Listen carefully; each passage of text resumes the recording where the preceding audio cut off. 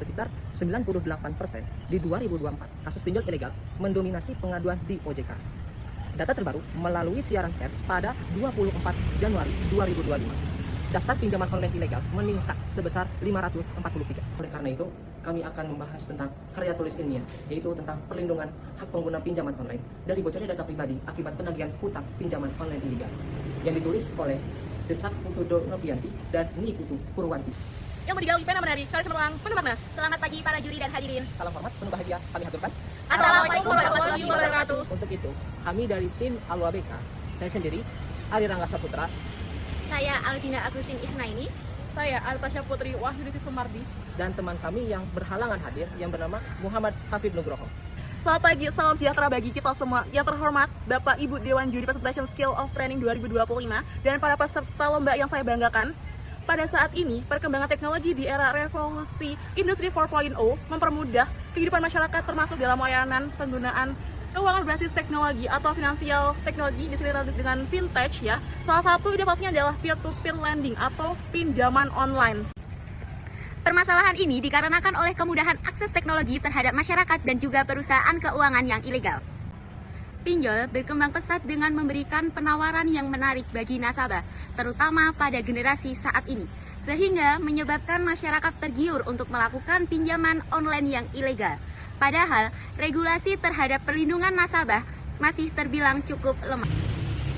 Sehingga dari permasalahan tersebut muncullah berbagai macam problematika. Dari latar belakang tersebut, kami merumuskan berbagai macam perumusan masalah. Yang pertama, apa sanksi yang akan diberikan kepada perusahaan fintech ilegal yang menyebarluaskan data pribadi pelanggan? Kedua, bagaimana regulasi terhadap perlindungan hak pinjaman online atau nasabah yang data pribadinya tersebar luaskan? Tujuan penelitian ini adalah untuk mengetahui penerapan hukum dan sanksi hukum apabila terdapat perusahaan pinjaman online atau fintech ilegal yang menyebarluaskan data pribadi nasabah mereka dalam upaya penagihan hutang serta mengetahui penanggulangan yang perlu dilakukan untuk menekan tingkat penyebaran pinjol yang mengakibatkan kerugian bagi pihak pengguna pinjaman online.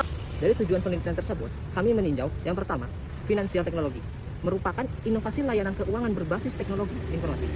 Definisi menurut Financial Stability Board adalah penyediaan jasa keuangan melalui inovasi teknologi yang menghasilkan model, aplikasi, proses, atau produk baru. Yang kedua, Undang-Undang Perlindungan Konsumen Nomor 8 Tahun 1999, yaitu hak atas keamanan dan kenyamanan. Yang kedua, Undang-Undang Perlindungan Konsumen Nomor 8 Tahun 1999, yaitu hak atas kenyamanan dan keamanan.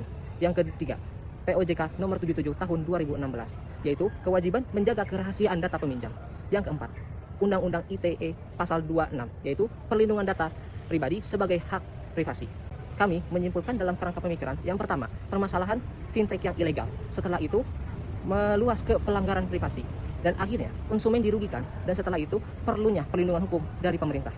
Dalam sebuah penelitian tentunya menggunakan metodologi penelitian. Dalam penelitian ini menggunakan metode penelitian normatif dengan menggunakan data primer dan juga data sekunder. Pendekatan penelitian berdasarkan perundang-undangan, studi kasus, dan konseptual. Lalu, teknik pengumpulan data berdasarkan studi pustaka dengan analisis deskriptif.